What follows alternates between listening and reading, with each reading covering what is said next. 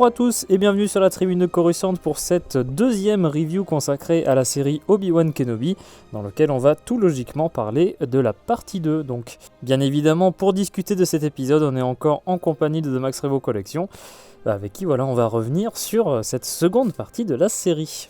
Part 2.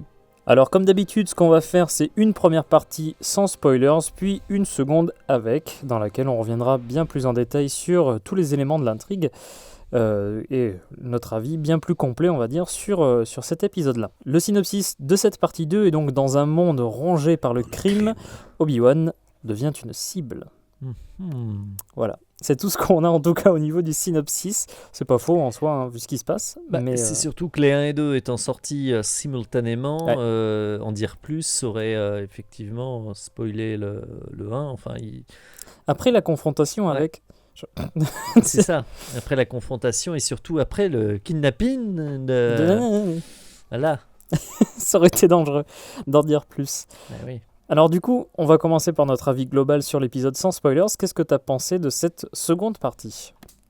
Là, je trouve assez difficile avec cette série de juger en fait les épisodes un à un, pas parce que, alors là, qui plus est d'avoir eu le 1 et le 2 de suite, j'ai du mal à discerner ce qui était du 1, ce qui est du 2. Bon, enfin, au niveau de l'intrigue, c'est clairement vraiment... identifiable parce qu'ils sont sur un autre monde et il se passe pas mal de choses. On a un épisode peut-être encore plus rythmé que le précédent, le fait qu'il soit aussi un peu plus court. Ouais. On est toujours sur un épisode de très bonne facture, je trouve. On découvre une nouvelle planète, un nouveau monde. On a des persos toujours impeccablement campés par leurs acteurs. Ewan McGregor qui fait un très bon taf. On a encore une fois un monde pour le coup exotique, assez différent de ce qu'on a connu, et là aussi qui est réminiscent d'un peu de certains trucs, mais ça rappelle un peu Coruscant, avec quelques différences, avec quelques différences, mais j'allais dire, pour les autres séries, on a quand même un peu et toujours les mêmes lieux qui reviennent. Là, ça fait plaisir d'avoir vraiment un lieu qui tranche, visuellement réussi. Tu sais que ça m'a fait penser aux quelques images qu'on a vues d'Underworld. C'est la série... la série avortée. C'est ça, qui était censée... Oula, c'était une arlésienne ce truc. Ouais. Créé par Lucas à la base, avec une centaine d'épisodes de prévus et tout ça. Là. On devait justement s'attarder sur le monde de la pègre. Et on est typiquement dans un environnement comme ça dans cet épisode-là. Donc je sais pas, là ça m'a rappelé 2-3 trucs, tu vois, par rapport en termes de visuel, parce qu'il y avait des scènes sur Coruscant, je crois qu'on avait vu pour cette série-là, mais ça m'a rappelé 2-3 choses comme ça, quoi. Mais tu vois, clairement, on est dans la continuité, et d'ailleurs c'est aussi pour ça qu'ils s'appellent partie 1, partie 2, et qu'ils n'ont pas vraiment de titre, hein. On est clairement... C'est la même histoire divisée en 6, en fait. C'est ça, ouais. Tu prends à la suite de la partie 1, dans ce que ça te raconte, et tu vois que clairement l'épisode a une fin qui va te laisser en suspens comme ça et te donne envie de voir, très bonne fin, la suite. C'est totalement inattendu aussi, vraiment prenant, et un plaisir à regarder. Et comme pour la partie 1, t'es clairement sur une série qui a de l'ambition et qui visuellement en impose, et c'est les mêmes forces que dans l'épisode 1, enfin que dans la partie 1. Clairement c'est aussi la même réal, hein. C'est encore Deborah Shaw qui réalise l'épisode. Voilà, hein, ce qui veut dire qu'on peut s'attendre sur la même chose sur tout le reste de la série sera à peu près comme ça, donc c'est assez bon signe, quoi, je trouve. Ah ouais, non, vraiment hyper prenant, hyper rythmé. Enfin, j'ai trouvé ça vraiment très chouette à suivre. Du coup, globalement, c'est vrai que je te retrouve un peu là-dessus, dans le sens où tu as du mal un petit peu à discerner quel est l'épisode 1, quel est l'épisode 2, mais vraiment en termes d'appréciation, quoi, de l'épisode. Dans le sens où, on le disait là il y a quelques instants, c'est vraiment, enfin j'ai l'impression en tout cas que ce sera une histoire découpée juste en 6 chapitres en gros quoi. Mais qu'il n'y a pas vraiment genre un épisode particulier avec une histoire comme ça. Là on va vraiment avoir une trame, une histoire complète en 6 heures, enfin 5-6 heures en gros qui va être juste découpée comme ça. Donc c'est vrai qu'en soi, se dire est-ce que l'épisode 1 est mieux que le 2 ou l'inverse, tu vois, c'est pas un truc qu'on pourrait dire. Alors tu vois sur Mandalorian c'est beaucoup plus tranché. Oui. Donc, surtout que quand tu reprends la construction de la saison 1, bon, c'était moins vrai sur la 2, mais ça l'était toujours un peu, Ouais. où c'était voilà, chaque c'était épisode. plus par épisode que ça se son- construisait. Ouais. La saison 1, c'était quasiment que des stand-alone. La saison 2, il y avait un fil rouge, mais les épisodes avaient chacun un peu leur ambiance, leur thématique, Ouais. même si certains se suivaient et se répondaient. Là, on est clairement sur la même histoire découpée en différents chapitres. Donc non, c'est hyper prenant et ouais, à la fin, tu te dis mais vivement le 3e, quoi. Pourquoi ils l'ont pas mis en ligne? Bah, c'est bientôt. Ceci dit, c'est que pour mercredi. Hein. Donc ça va venir vite. Ah oui. Bah oui. Punaise. Parce que le décalage au vendredi était Ouais. simplement pour ces 2 premiers épisodes, mais après là on revient à la case du mercredi habituelle pour les séries Disney+. D'accord. Donc le 3 va arriver assez vite au final. Ouais. Franchement, je suis très très content. On n'en avait pas parlé pendant la review de l'épisode 1, mais du casting qu'ils ont fait pour Leia, je trouve vraiment génial. Et franchement, elle a quoi? Elle a 9-10 ans, cette gamine. Elle joue très très bien. Ils arrivent à... Enfin, je reste sans détailler vraiment les scènes qu'elle a, mais elle est vraiment très très Carrie cool. Fisher, enfin, elle est super. Ouais, non, elle est très très bien choisie. Parce que des fois, les acteurs enfants, c'est compliqué. Hein. On le sait, on l'a vu. Mais franchement, elle est très très bien dans le rôle et rien à dire à ce sujet-là. Petit peu énervante par moment, mais bon, Ça fait partie du personnage. Ça fait partie du personnage. Il y a juste un truc qui me laisse très perplexe à la fin. Je pense que tu vois de quoi je parle. Un événement particulier. Oui. Ah bah, c'est surprenant, hein, ça on peut pas dire que c'est pas surprenant. Oui. Franchement, je sais pas trop comment ils vont faire. Bon, je suppose que on va voir exactement comment ça se résout Il y a plus tard. plusieurs théories, moi. Ouais, c'est ça. Pas On y reviendra en partie avec spoil. Du coup, voilà, je pense qu'on peut dire, pour résumer un petit peu notre avis global, qu'on a bien apprécié cette deuxième partie en fait d'Obi-Wan Kenobi. Et on a très hâte en tout cas de voir la suite. Je pense qu'à partir de maintenant, on peut passer en partie avec spoil. Donc, à partir de maintenant, soit vous avez déjà vu l'épisode, soit vous n'avez pas grand chose à faire d'être spoilé. On attaque la partie avec spoilers. Donc, Leia s'est fait enlever par les chasseurs de primes qui l'ont amenée sur Dayu. Pour des raisons particulières d'ailleurs, parce que c'est une planète un peu spéciale. C'est une planète où il se passe plein de choses pas très nettes. C'est ça. Et ça a l'air d'être un lieu propice à ce genre d'activité, à ce genre de choses. Donc ils l'ont emmené là. Il y a des histoires, en gros, on peut pas savoir, on peut pas traquer les gens. Enfin, je sais plus exactement comment c'était expliqué. Mais tu vois, on peut pas retrouver par exemple le vaisseau. Oui, il n'y a aucune balise, il n'y a aucun signal qui passe ici, tout est... C'est ça. Donc tout c'est est le sous lieu brouilleur, parfait en fait. pour C'est le crime, pour la pègre, pour c'est parfait. disparaître et pour y faire des affaires C'est ça. sans être inquiété. Et du coup, Obi-Wan débarque sur cette planète-là. Et on se rend compte assez vite, au final, que c'est un piège tendu par Reva, tout ça. Puisque c'est elle qui a payé les chasseurs de primes, alors de son côté d'ailleurs. Puisque elle le fait à l'insu du plein gré du grand inquisiteur. Bah oui, mais comme toujours, elle est en mission personnelle, en tout cas, Reva. Elle va essayer en tout cas de faire sortir Obi-Wan de sa cachette. Et elle va utiliser un moyen très très intelligent. Parce que faire capturer Leia, parce qu'en fait, Bail Organa, c'est une connaissance d'Obi-Wan. Et elle se dit que si ils enlèvent sa fille, peut-être que ça va pousser Organa à contacter Obi-Wan qui va sortir de son trou pour venir la chercher. Enfin, elle y a réfléchi à son truc quand même. C'est ce qu'a dit au Grand Inquisiteur, qu'elle a retrouvé que Obi-Wan avait des connexions avec Bail Organa, donc elle se dit il y a un coup à jouer. Bah, c'est ça. Il aime pas trop ça quand même, le Grand Inquisiteur, hein, parce que là ça fait plusieurs fois qu'elle lui fait à l'envers. Ouais. Et elle outrepasse un peu son commandement en plus. Elle prend des initiatives personnelles alors qu'elle devrait pas. Et il y a une façon de faire quoi. Et tu vois qu'elle est clairement mise à part, enfin, parce que là tu revois le 5e frère, tu revois aussi la 4e sœur, enfin non, elle est introduite dans celui-là, ouais. Elle est introduite dans celui-là. Bien qu'elle ne serve pas à grand chose pour l'instant. Ouais, non, mais enfin, clairement elle est là en renfort. C'est ça. Eux, c'est les bons élèves. ils sont fidèles à papa et elle, elle n'en fait qu'à sa tête et vraiment. En plus, elle se précise un petit peu parce que tu as l'impression qu'elle veut capturer Kenobi. Elle lui en veut peut-être pour quelque chose, mais en tout cas, elle veut le livrer à Vader en fait. Ouais, C'est ce qu'elle c'est veut ça. faire. Est-ce qu'elle veut pas obtenir une meilleure place que ce qu'elle a actuellement au sein des Inquisiteurs? Ouais, Est-ce parce qu'elle que veut pas remplacer le Grand Inquisiteur tout simplement? c'est ça. Parce que de toute façon, ils lui font comprendre qu'elle n'est pas vraiment des leurs. Mm. Donc, ouais, elle a beaucoup à prouver et elle espère beaucoup dans la capture d'Obi-Wan pour l'offrir à Vader. Mm. Mais Bizarre. ouais, étrange tout ça. Bah, c'est ça, parce que c'est un personnage assez... On sait pas trop ce qu'elle veut, où ça mène. Moi, j'avais la théorie que, avant de regarder Ouais. la série, qu'en fait, vu qu'on l'a nommée, tu vois, Reva, Mm. peut-être que justement ce serait, je sais pas, une inquisitrice qui serait potentiellement ramenée du bon côté, on va dire. Oui, là, si moi. Mm. Je crois que Elle est méchante. elle a pris du plomb dans l'aile, la théorie, là, pour l'instant. Mais, mais en tout cas, c'est un côté que j'aime bien. Elle est très cool et j'ai hâte d'en savoir plus à son propos parce qu'il y a de quoi faire, je pense.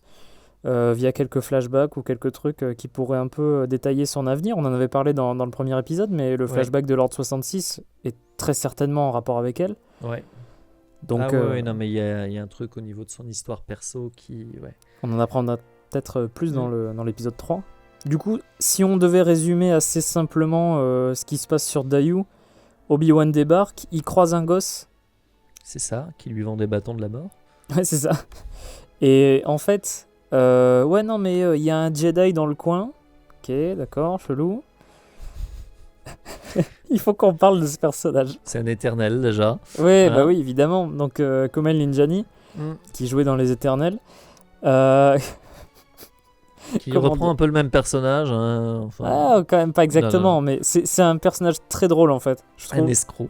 Ah, mais vraiment, Un il se escroc. fait passer pour un Jedi. C'est ça, avec des tours de magie Et surtout, magnétiques. t'as vu la façon dont à chaque fois il baisse les volets, il les remonte. C'est ça. C'est Non, n'importe mais- quoi, tu vois vraiment que c'est mais factice quoi. Déjà, dès son entrée, tu vois enfin, si les Jedi sont censés être vifs cachés, lui, tu utilises des tours très C'est grandiloquents. Oui, clairement, c'est un fumiste. Ouais, non mais avec il a des Ouais. des aimants dans les manches. Il surjoue le Jedi, Ah oui. il escroque au passage. Surtout qu'un Jedi qui demande du fric. Ouais, c'est ça. ça Un échange de passe crédit, pas du oui. tout, c'est n'importe quoi. Watu est un Jedi, en fait. Ouais, c'est ça. C'est ça. Mais, Ouais. mais qu'est-ce il a été très drôle ce personnage. Et Oui. Obi-Wan finit par le rencontrer après qu'il ait aidé Ouais, une c'est famille ça. à s'enfuir. Ah, effectivement. Puis il lui vire justement Ah oui, les c'est- aimants c'est- qu'il c'est a. Gadget. C'est n'importe Mais quoi. bon, mine de rien, grâce à lui, il a l'information qu'il recherche et il va pouvoir aller secourir Leia. C'est ça, puisqu'il apprend où sont justement les chasseurs de primes qui l'ont enlevé. Et ça va être justement la quête d'Obi-Wan dans cet épisode-là, de retrouver Leia, de la récupérer. J'ai bien aimé la scène qui rend hommage à Breaking Bad dans le laboratoire de méthamphétamine. Enfin, Ah oui, quand ils se glissent dans le bâtiment, là, c'est ça où ils fabriquent leur drogue. il se sert des trucs qu'il y a, en plus, les éléments chimiques ou je sais pas quoi, C'est les ça, drogues oui. qu'ils ont. Il en pète une à un moment, je crois, parce qu'il chope un masque à gaz à un moment, je crois. Ouais. Et en gros, il se le sert sur lui pour se protéger alors qu'il balance, on dirait que c'est de l'épice ou des trucs comme ça. Donc les autres, ils sont en train d'halluciner par terre, là. C'est ça, pendant ce parce temps-là. que donc il l'utilise une première fois pour faire finalement de la fumée et se glisser après dans les cellules. Ouais. Il va tomber dans un piège et se faire avoir comme un bleu. Évidemment. Hein, voilà. Là, d'ailleurs, il est mis à mal. Hein. Tu vois qu'il il est plus le super Jedi qu'il a été. Hein. Non. On voit qu'il est quand même fatigué, usé. On en reparlera d'ailleurs un peu plus tard, je pense, mais Mm. son utilisation de la force aussi, Ouais. Ah. c'est plus que c'était Obi-Wan. C'est Hein. plus que c'était, ouais. Il a pris un coup de vieux, d'ailleurs, c'est un peu un des running gags de l'épisode, son âge. Parce qu'il se fait. Ouais, heureusement qu'il a ses gaz et tout ça pour se débarrasser du rusés, Zabrak et des pirates, là. Mm. Comme ça, après, il réussit à s'échapper et à tomber sur la cellule de la petite Leia. Qui lui fout un coup au passage. Ça, je l'attendais tellement quand je l'ai vu rentrer dans la cellule. Ah, il la Il va se voit faire pas. taper, là. Il va se faire taper. Non, puis elle est très très drôle avec lui en tout cas, parce qu'il y a tout un... Elle est chiante. Ah oui, non, mais tellement. Après, elle est intelligente, elle est méfiante, elle est... Ouais, elle est pas bête, hein. Bah, on casse méfie de lui. Elle sait pas qui c'est, elle vient le chercher. Mais j'aime bien le... Non, mais pourquoi je vous ferai confiance? Mais non, mais viens, parce que de toute façon, qu'est-ce que t'as à perdre? Bon. Il avait des bonbons, pourtant. Suis-moi dans mon speeder. J'ai des bonbons. Et viens. Viens. Mais ouais, du coup, elle le suit, alors plus ou moins sûre de devoir le faire ou non. Ouais. Mais c'était assez drôle, d'ailleurs. Ouais. La façon dont... Genre Mais si t'es un Jedi, montre-moi, tu sais. Fais-moi flotter ou je sais pas quoi. Fais-moi voler, ouais. Fais-moi voler, non mais j'ai pas que ça à faire en fait. Surtout qu'en plus si j'utilise les pouvoirs de Jedi devant tout le monde, on va me choper. Enfin bon bref, elle a des priorités un peu particulières, si bien qu'elle s'échappe en plus. Il lui fausse compagnie à un moment. Elle est affreuse. Elle le sème dans le marché, là, au milieu de toutes les créatures, des espèces de lézards, des vers géants, des dinosaures aussi. Des dinosaures, oui. On en parlera après parce que justement, bah tiens, petite transition. Pendant ce temps-là, Reva fait appel à tous les chasseurs de primes du coin. Ouais, parce que en fait, l'inquisiteur la fout dehors, lui dit que non, de toute façon, elle a dit non mais c'est grâce à moi que Obi-Wan est sorti de sa retraite et c'est moi qui vais l'arrêter. L'autre lui dit non, c'est un trop gros gibier pour toi, c'est moi qui m'en charge. Toi, tu quittes la mission. Sauf que elle l'accepte pas et elle fout tous les chasseurs de primes de la planète. J'aime bien d'ailleurs les petits hologrammes, effectivement, avec le visage de Kenobi. De l'épisode 3 en plus. Ouais, de l'épisode 3. Et donc, là, pour le coup... je crois que c'était sa carte de bibliothèque du temple. Oui, c'est ça. Ils l'ont retrouvé. Tous les chasseurs de primes de la planète sont désormais à sa recherche. Dont un dinosaure. Non, Gator. Alligator. Une espèce d'alligator, ouais. Il y a aussi comment ça s'appelle là ? Il y a aussi un droïde l'homme en plus, comme Forlom. Alors j'ai cru comprendre que ça avait été confirmé que c'était pas le même personnage que Forlom, mais en tout cas c'est le même genre de droïde. Et on voit il y a des abraques, il y a tout un tas de chasseurs de primes. Ouais. Et d'ailleurs, heureusement, il y a même un éternel. Enfin, au début on croit qui veut aussi la prime lui. Mais bon. D'ailleurs, le truc que je me dis, et là, c'est peut-être un des gros défauts de la série de Mandalorian. Heureusement quand même qu'à cette époque-là, il n'y avait pas les espèces de trackers qu'on voit dans Mando. Parce que ça, j'ai jamais compris comment ça marchait. C'était vraiment l'astuce scénaristique pour expliquer qu'un chasseur de primes peut retrouver quelqu'un dans toute la galaxie. Heureusement que là, l'espèce de boussole, je sais pas, ADN ou un truc comme ça là, qu'ils ont dans Mando. Heureusement que ça n'existe pas à cette époque-là. Parce que... Sinon, tous les Jedi seraient morts. Bah, c'est ça. Enfin, c'est un truc que j'ai pas trop compris. C'était torché. Mais surtout qu'en plus, là, je fais une petite digression sur Mandalorian, mais un appareil comme ça, je veux dire, en fait, t'as plus besoin de chasseur de primes en soi. Non. Parce qu'un chasseur de primes, il est justement doué pour essayer de retrouver, savoir où est la personne, se renseigner. Là, non, bip bip, et ça y est, tu sais où il est. C'est ça. Bon. Heureusement donc que cette technologie n'existait pas à l'époque d'Obi-Wan Kenobi, puisque tout le monde est à ses trousses. On a une course-poursuite, en fait, justement. Il y en a plusieurs qui essayent de se mesurer à lui. Et en plus, il est obligé d'utiliser un blaster à ce moment-là. Il a son sabre laser avec lui, mais il refuse de l'utiliser pour l'instant. Ouais, il fait toujours profil bas. Il refuse d'utiliser ses pouvoirs, malgré les sollicitations de Leia ou les événements qui font que c'est vrai que ça l'aiderait vachement. Mais bon, il fait profil bas. Et donc, c'est aussi d'ailleurs pour ça qu'elle essaye de lui échapper, mais même après... elle profitera des chasseurs de primes parce que quand elle va découvrir que c'est lui qui recherche, pour lui, enfin voilà, c'est un piège, c'est pas moi qui voulais, c'était vous, enfin ça se trouve vous êtes un méchant, donc malgré le sabre laser, le fait que ce soit un Jedi, elle le croit toujours pas et elle lui fausse une nouvelle fois compagnie. Et c'est là qu'il y a la fameuse poursuite dont tu parlais. C'est ça. Sur les toits de la ville. Et surtout qu'en plus, les chasseurs de primes parviennent à retrouver Obi-Wan. Ouais, surtout Gator. Et Reva est en train d'observer de loin. Et elle observe justement, elle remarque qu'il y a un combat où justement, il y a deux personnes qui s'affrontent à coups de blaster. Crocodile Loki. C'est ça. Et du coup, Obi-Wan. Et elle va se mettre en chasse justement d'Obi-Wan, qu'elle va remarquer là. Et disons que c'est assez dangereux à ce moment-là. Et on en parlait des pouvoirs de la force d'Obi-Wan qui sont un petit peu amoindris, j'ai l'impression. À force de ne pas l'utiliser pendant 10 ans. puisque Leia va essayer de se casser et va essayer de sauter en fait d'un bâtiment à l'autre. Elle va se casser la gueule en gros. Ouais. En tout cas, elle se rattrape de justesse un truc avant de s'éclater complètement par terre. Elle lâche et c'est à ce moment-là qu'Obi-Wan justement utilise la force au dernier moment. Ça m'a très très très fortement rappelé d'ailleurs la scène dans Fallen Order où justement dans l'ouverture du jeu, c'est comme ça que Cal se fait repérer. En gros, tu n'as pas joué pour le coup, mais je pense que tu as vu peut-être la scène. J'avais joué au début du jeu et donc c'est tu as son collègue qui tombe et il y a un droïde sonde impérial qui est là. Cal va essayer de sauver justement Prof, là, celui qui bosse avec lui.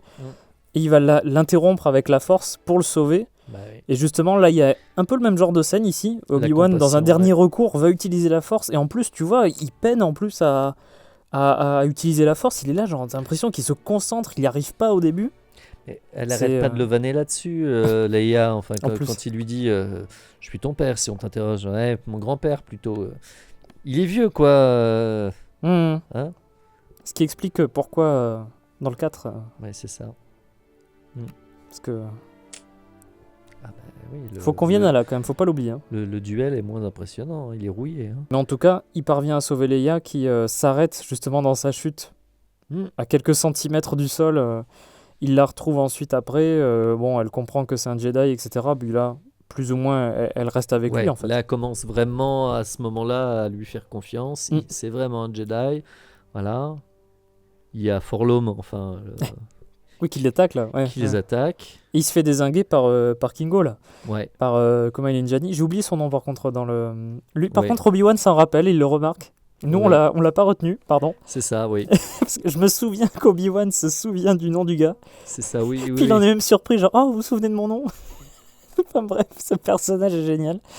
Et t'as l'impression qu'en fait, il va lui faire à l'envers. Ouais, parce que sincèrement, quand il l'envoie sur le port de... C'est quoi, le hangar commercial là, qui... Oui, mais même avant, tu vois, du style, quand ils reçoivent la prime et tout, t'as l'impression qu'ils partent, et même ce qu'ils disent, t'as l'impression qu'ils vont essayer de le choper, tu vois. Ah oui, pour moi, il allait le vendre à Reva, effectivement. En fait, non. Non, parce qu'il... voilà. Au fond, c'est un peu un connard, mais c'est un peu un gentil. Comme il le dit, voilà, j'aime les crédits, l'époque est dure, voilà, mais faut ce qu'il faut, mais je reste un bon gars, quoi. Et pas parce que effectivement, quand il nous est présenté, alors certes, il prend 500 crédits à la mère et son fils, mais il les aide vraiment à quitter la planète. Oui, il se fait c'est un passeur au grand cœur, quoi. Ah, c'est ça. Et du coup, il indique à Obi-Wan un endroit sur lequel ça lui permettrait un truc automatisé, c'est ça ? C'est ça. Parce qu'en fait, ils ont mis un lockdown complet sur la planète. Oui, parce qu'il découvre un peu plus tôt, effectivement, que la planète est sous embargo, avec le 5e frère et la 4e sœur, une garnison de Stormtroopers qui gardent le spatioport. Parce qu'effectivement, le Grand Inquisiteur a fait tout boucler, tous les vols sont annulés. On se croirait dans Star Tour, un jour de forte affluence ou plutôt de dysfonctionnement des manèges. Donc, la planète est bouclée, le Grand Inquisiteur veut choper effectivement Obi-Wan comme ça en l'empêchant de fuir. Mais donc, grâce à la Providence, tiens, d'ailleurs, on n'en a pas parlé parce que tu as une scène où... Il en appelle à Qui-Gon pour lui montrer la voie et là t'as le meilleur caméo de Temuera Morrison qui en vétéran de la 501ème on dirait, non, en plus. Oui. Et vous avez pas un peu de monnaie là pour un vieux clone, le casque pour avec la barbe monsieur. Et tout.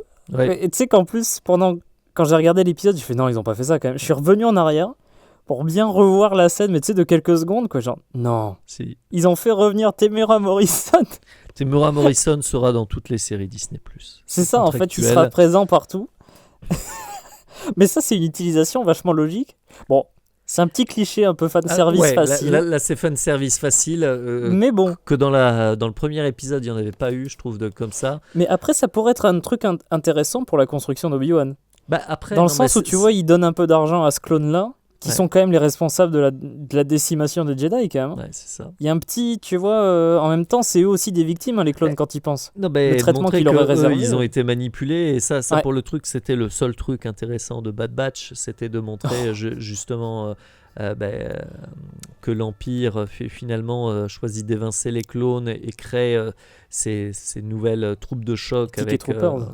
les TK Troopers. Ouais. C'est ça. Donc avec les premiers Storms. Donc voilà, on voit que les clones ont été évincés. Surtout qu'on est 10 ans après, donc en soi, là, ça y est, c'est que des Stormtroopers. Mais ouais, Temuera Morrison, du coup, qui fait une petite apparition. En fait, il va réussir à apparaître dans toutes les séries Star Wars de Disney+. C'est au bout ça. d'un moment. Peut-être qu'il sera dans Ahsoka. Peut-être qu'il sera dans... Peut-être, ouais. Peut-être qu'il sera même dans Skeleton Crew, C'est ça. qui vient d'être annoncé. On verra. Mais c'était marrant. Franchement, ça m'a fait plaisir de le voir jouer un clone. Parce que là, dernièrement, il a joué Boba Fett. Est-ce que ce serait pas un tease pour une apparition un peu plus conséquente de Temuera Morrison dans un autre rôle dans la série? Moi, je croyais que tu disais un tease d'une prochaine série qui sur va ce partir clone-là. sur ce clone-là en particulier. Tu sais. Ce serait drôle. La société avait besoin de lui, elle l'a rejeté. Parce qu'il y en a certains qui parlaient de Cody, tu sais, dans cette série-là. Après, à voir si jamais ils ont décidé de faire un truc comme ça. Mais en tout cas, il a le bon âge pour ce qui se passe avec les clones à ce moment-là. Et du coup, comme on disait, le fameux éternel aide Obi-Wan à atteindre cette espèce de hangar automatisé qui lui permettrait apparemment de quitter la planète sans se faire repérer par les Inquisiteurs. Il se fait suivre par Reva, par contre. C'est que Reva chope effectivement notre ami et elle utilise... c'est là que d'ailleurs tu vois que finalement il a bon fond parce qu'il promet à Obi-Wan de ne pas le balancer, il ne le balance pas. Il cherche même à faire diversion... sauf que, bien évidemment, elle utilise ses pouvoirs sur lui.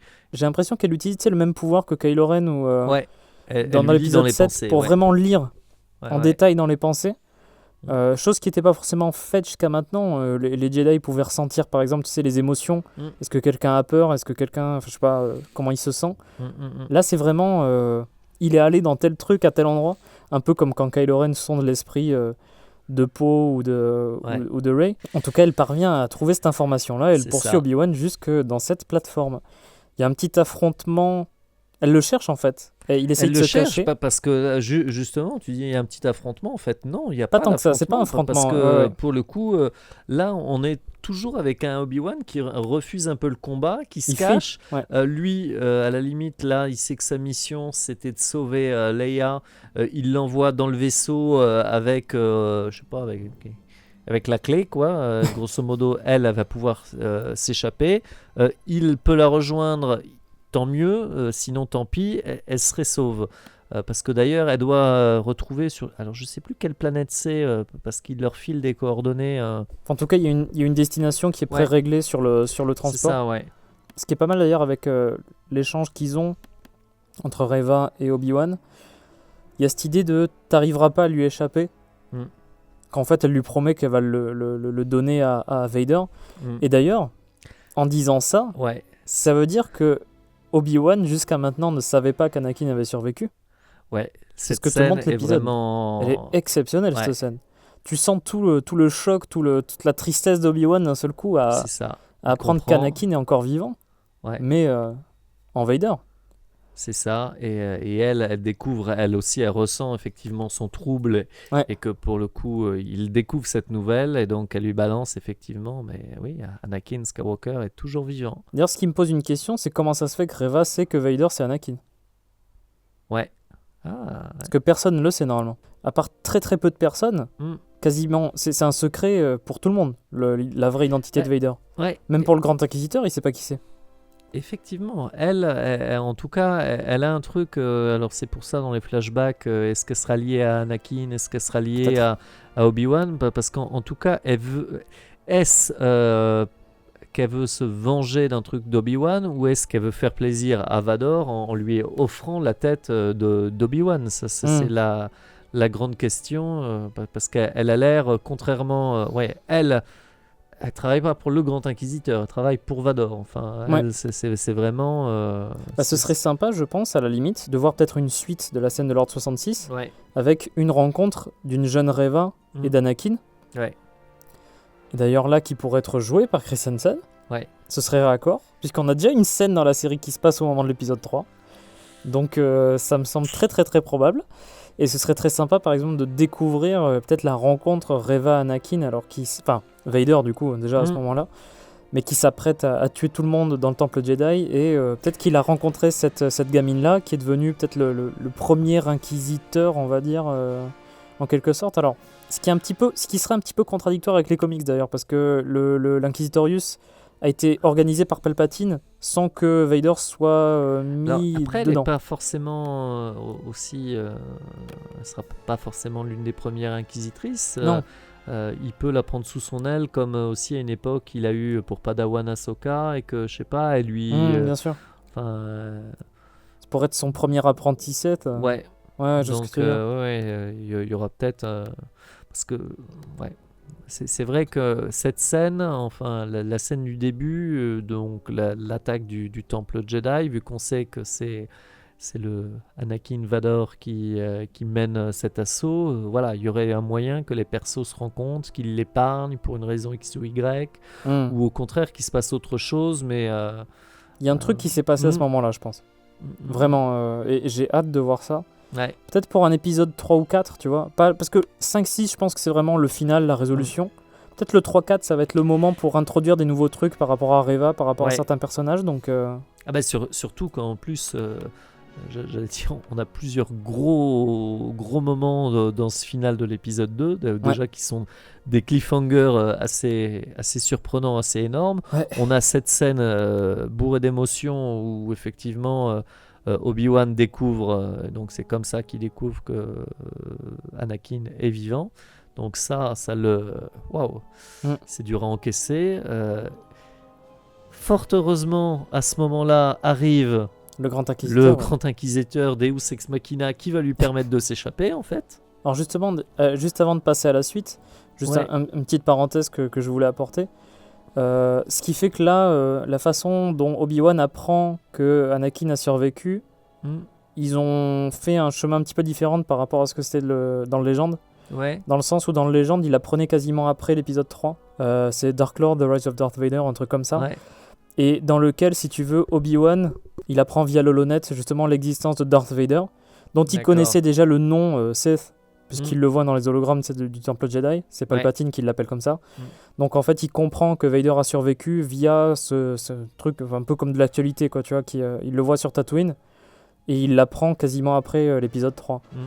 Là, il a passé 10 ans à se dire « je suis responsable de la mort d'Anakin », ce qui est vraiment lourd dans un sens et qui est très intéressant, je trouve. Et là, la façon dont il est submergé par ce truc-là, c'est ultra émouvant, quoi. C'est Ewan McGregor en plus, c'est super sur cette scène-là. Enfin, sur toute, remarque. Il se débrouille très bien, il est très très bon cet acteur-là. Et là, c'est un beau moment de la série en tout cas. Là, on a eu affaire à de très très jolis moments. Ouais.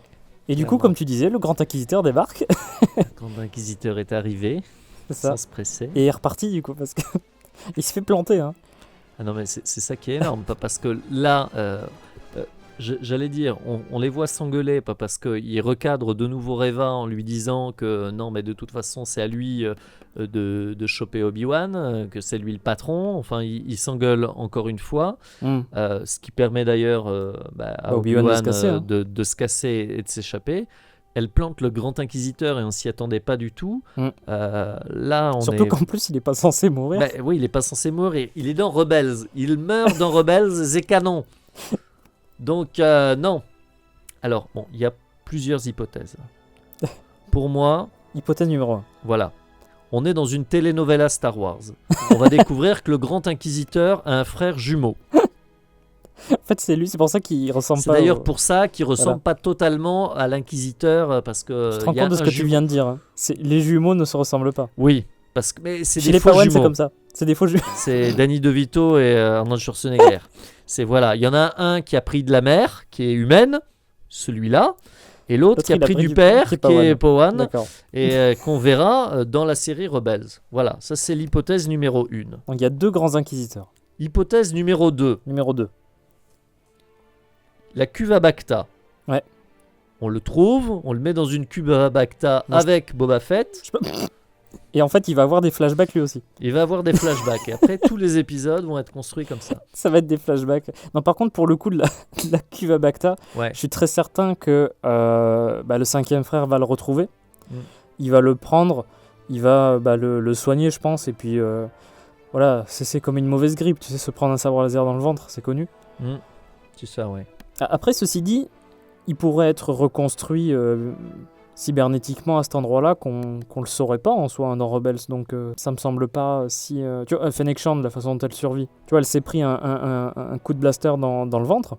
Elle se fait cybernétiser là, par les autres là. Si ça se trouve, en fait, le Grand Inquisiteur a une prothèse cybernétique à cet endroit-là. Enfin, après, le truc qui est un petit peu étrange, c'est que tu te dis Qui-Gon meurt comme ça, par exemple, dans l'épisode 1. Il se prend un coup de sabre laser dans le ventre et il meurt quelques instants après. Là, il faudrait vraiment que le cinquième frère il se dépêche pour le choper et puis pour le soigner. Ou la quatrième sœur, d'ailleurs. Hypothèse numéro 3. Numéro 3. Il se fait piquer par un moustique qui va après se coller dans l'ambre. Et on le reconstruit génétiquement. Voilà, on le reconstruit génétiquement dans un parc d'inquisiteurs. Et non, monsieur, ouais, ou alors un clone, je sais pas, mais enfin bon, non, ça doit être quelque chose plus dans la 2. Il n'a pas dû vraiment mourir. Ou alors, hypothèse numéro 4, les scénaristes sont amnésiques et se souviennent pas qu'il est dans Rebelle.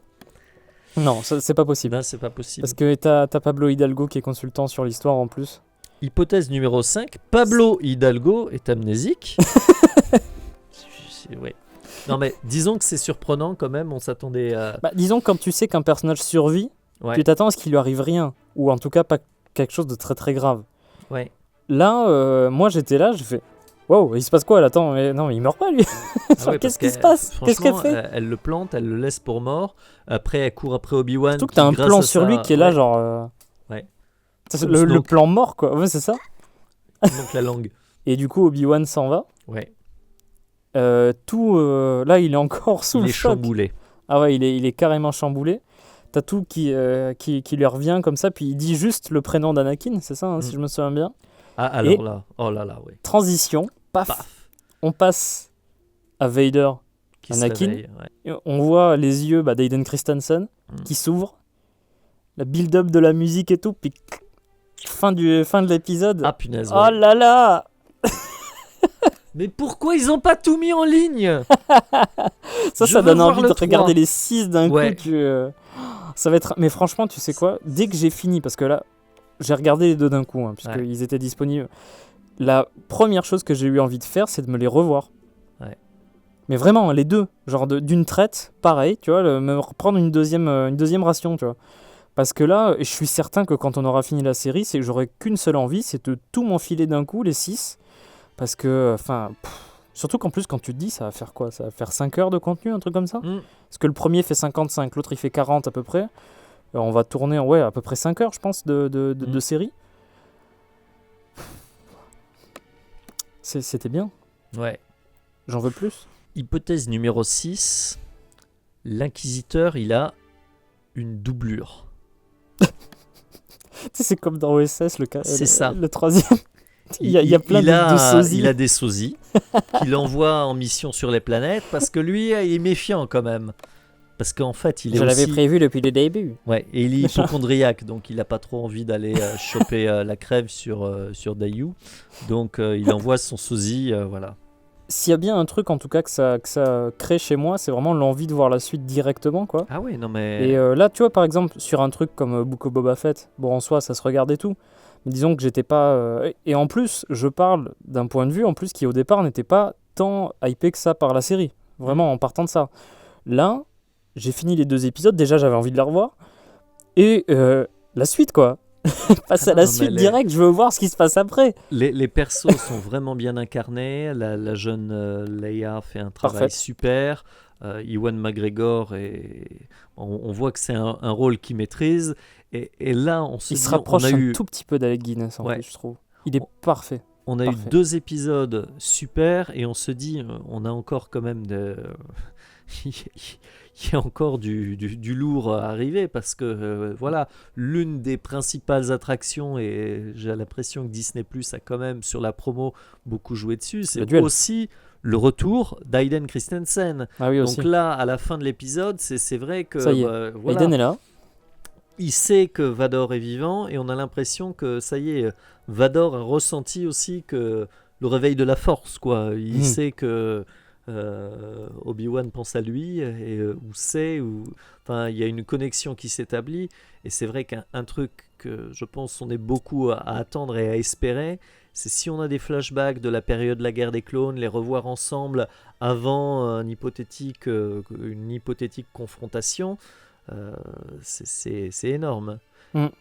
Et en plus, il y a des plans cool qu'on n'a toujours pas vus, la forteresse des Inquisiteurs et tout ça. Ouais. Parce que... Et d'ailleurs, le truc, c'est qu'en plus, tu parles de la forteresse, mais je pense, si je me trompe pas, c'est les seuls plans qui sont issus d'épisodes qu'on n'a pas vus pour l'instant. Ouais. Parce que toutes les bandes annonces qu'on a eues jusqu'à maintenant, c'est, allez, à 90%, 95%, de ces 2 épisodes-là. Donc là, le 3, 4, 5, 6, potentiellement, il y a je sais pas combien d'heures là, en plus d'épisodes, enfin au moins 2-3 heures, je pense, d'épisodes là, qui nous sont réservés, dont on n'a eu quasiment aucune image. Et ça, c'est toujours la force justement de ces séries-là, de bien réussir la promo, à bien cacher les différentes choses, forcer le maximum de choses sur les premiers épisodes qui sont justement dans les matériaux promotionnels. C'était ça qui était super d'ailleurs dans le premier épisode, parce que si on avait vu pas mal d'Ayou, dans le premier épisode, toute la partie sur Alderaan, on se l'est pris en pleine face de découvrir... Bon, on va dire la même présence Leia, de Jimmy Smith, on l'attendait un peu. Il était revenu pour Rogue One. Il y a un lien entre les deux persos, mais de le voir aussi présent, de voir l'intégration bien intelligente de Leia comme finalement MacGuffin c'est un peu ça. du film, enfin de la série. Intéressant, ça. Le potentiel cinématographique. Mais tu sais que ça a commencé comme un film, le projet. Ouais, non mais clairement. Comme Book of Boba Fett d'ailleurs. Ouais, mais espérons que ça se termine mieux. Parce que... Bon, enfin... Mais non, vraiment énorme. Alors par contre, moi aussi, tu vois, ce que je suis curieux de revoir, c'est le lundi matin à la machine à café. Comment ça va se passer entre Reva et les autres et les collègues. Parce que bon, s'il est mort, effectivement, elle a aucun problème. Elle peut dire que c'est Obi-Wan qui l'a cramé. Mais il est pas mort. Sauf hypothèse 5, si Pablo Hidalgo est amnésique. Bon, voilà. Mais en tout cas, vis-à-vis de ses collègues, l'ambiance va être un peu tendue, je pense. Je trouve que ce qui serait marrant pour la suite, c'est qu'au final, ce soit même pas Obi-Wan qui élimine Reva, mais qu'elle se fasse auto-éliminer, soit par le Grand Inquisiteur, soit par un autre Inquisiteur, soit carrément par Vader lui-même. Parce qu'en gros, elle pose trop de problèmes, quoi. Au bout d'un moment, elle est affreuse, celle-là, quoi. Non, ou alors, comme tu dis, bon, si elle répond vraiment, j'allais dire, un peu aux ordres de Vador... ça dépend. Elle a peut-être sa protection qui fera que les autres lui tomberont pas dessus, mais que s'il y a un moment de faiblesse ou un truc, tu sais, T'inquiète que le Grand Inquisiteur, il va prendre sa revanche. Ah effectivement, si elle est au bord d'un précipice, moi je suis son collègue, je la pousse. Comme Beckett avec Aura Singh. Voilà. Je l'ai juste poussé, moi. C'est ça. C'est pas moi. C'est le destin. C'est la gravité. C'est très très intéressant, en tout cas, pour ce que je pense que ça va nous proposer pour la suite, parce que là, en plus, comme je disais, on n'a quasiment aucune image de bande-annonce qui nous montre ce qui va se passer ensuite, à part la forteresse des Inquisiteurs. C'est le seul truc qu'on voit. On sait qu'il y a Reva en plus dans ces scènes-là. Mais sinon, à part ça... c'est le flou absolu. Mais c'est ça qui est génial. Mais c'est ça qui est génial, parce que là, j'ai juste une seule envie, c'est de me prendre encore une claque de plus, tu vois, avec le troisième, et de découvrir ce qu'ils ont à raconter dans cette suite, quoi. C'est franchement très satisfait des 2 premiers épisodes qu'on a eu, en tout cas. Ouais. Enfin, une série Disney Plus Star Wars qui se passe pas sur Tatooine. Donc ça, c'est... Même si le premier se passe sur Tatooine en soi. Voilà, mais bon, ils alternaient avec Alderaan, et comme ça, il est parti. Voilà, non, mais... Surtout qu'on va faire sur un autre monde encore, j'ai l'impression. Ouais. Non, c'était effectivement ce qui était un peu à craindre, c'était sur cette période d'exil, comment le faire partir d'exil, quel est le vrai motif qui... Donc, raison excellente. Voilà, protéger Leia comme il doit protéger Luke. On imagine qu'il reviendra quand même rapidement aussi parce qu'il a sa mission. Et j'aimerais revoir d'autres scènes avec Owen parce que... Peut-être à la fin, je pense. Ouais. Au retour. Ouais, peut-être pour le dernier épisode. Mais... Enfin, oh là là, ça va être chouette. Hein. Ah là là, pour une fois qu'il y a une série Star Wars qui m'enthousiasme vraiment. Mandalorian quand même. Ouais, non, c'est vrai. Mandalorian, c'était cool. Il y a eu beaucoup de Boba Fett au milieu qui t'ont un peu... Voilà, elle m'a surtout beaucoup déçu parce que ça aurait été... Le potentiel gâché, ouais. Tellement surtout mieux. Ça. Mais c'est surtout que tu vois, une série comme Mandalorian, même si c'est vraiment sympa et que c'est, tu vois, comme j'allais dire, c'est fun, c'est cool, c'est bien fichu, tu passes un bon moment devant l'épisode. Il n'y a pas les mêmes enjeux, la même ambition qui est derrière. Là, tu as une série quand même qui traite d'un personnage phare, qui traite de questions, parce que comme il le résume d'ailleurs dans le premier épisode avec le long résumé des 1, 2, 3, tu es vraiment encore au cœur de l'intrigue de la saga.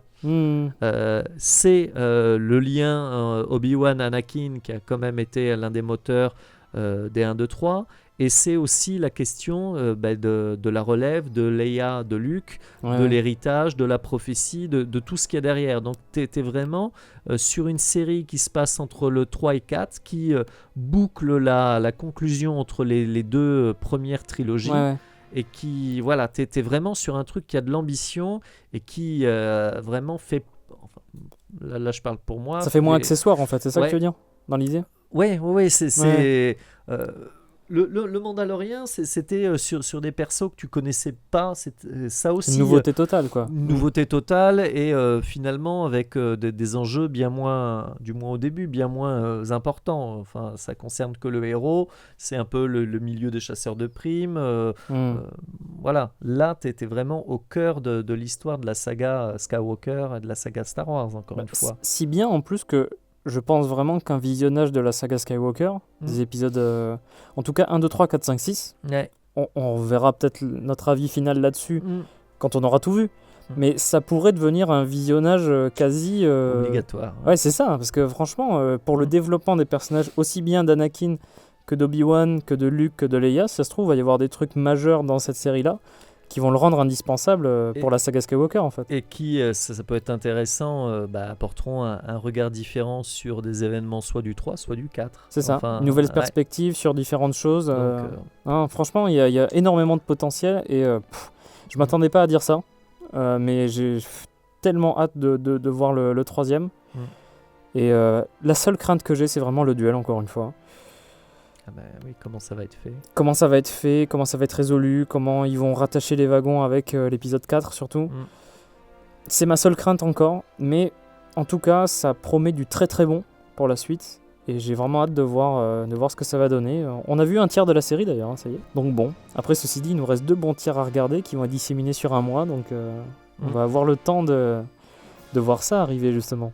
L'un des derniers trucs auxquels je pense, qui est une jolie scène de l'épisode, une ligne de dialogue assez rapide, mais quand il évoque Padmé, que justement il retrouve les traits caractéristiques en Leia, c'est ça. En Leia, effectivement, ce côté intrépide, ce côté intelligent. Je vois d'où ça vient, en gros.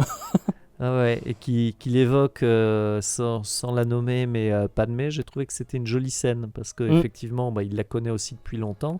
Et il avait noué un lien particulier avec elle. Et c'est vrai que... Tout un échange un peu, mais elle est morte depuis, puis Leia, elle est désolée pour lui, en fait, sans même comprendre qu'il parle de sa mère, au final. C'est ça.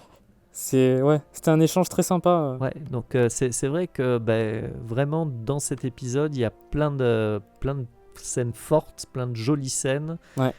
En plus de... Enfin, ça c'est vraiment le décorum, le packaging, les costumes, les décors de la planète et tout ça, elle a vraiment, ça a vraiment du charme et ça fait justement très Star Wars. Et en plus, c'est un monde comme on a assez peu vu finalement dans la saga, qui rappelle les bas-fonds de Coruscant, mais que finalement... Un peu plus Hong Kong, un peu plus asiatique dans l'ambiance. Curieusement. C'était sympa, Dayou. Non, mais moi, j'irai pas y passer. Non, moi non plus, mais voilà, à voir, c'est sympathique. À y aller, peut-être pas. Du coup, voilà, je pense que c'est à peu près tout ce qu'on pouvait dire sur cette seconde partie donc d'Obi-Wan Kenobi. En tout cas, je pense qu'on peut résumer ça en disant qu'on a très hâte de voir la suite et qu'on a beaucoup apprécié ces 2 premiers épisodes. Et franchement, ça fait très très plaisir d'avoir justement ce ressenti, ce genre de sentiment par rapport à une sortie. C'est vraiment très très cool. Je suis très très très emballé par ce projet-là, alors qu'au départ je l'étais pas vraiment.